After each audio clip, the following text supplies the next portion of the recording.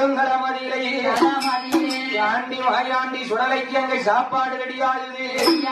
அங்க எப்படி ரெடி ஆகுது பாருங்க. எம்மா எண்ணில் நல்ல ஏறுவாடிக்கு அங்க 7 கால வாசல் உருவாட்டு. எம்மா 6 நல்ல வாசல் உருவாட்டு.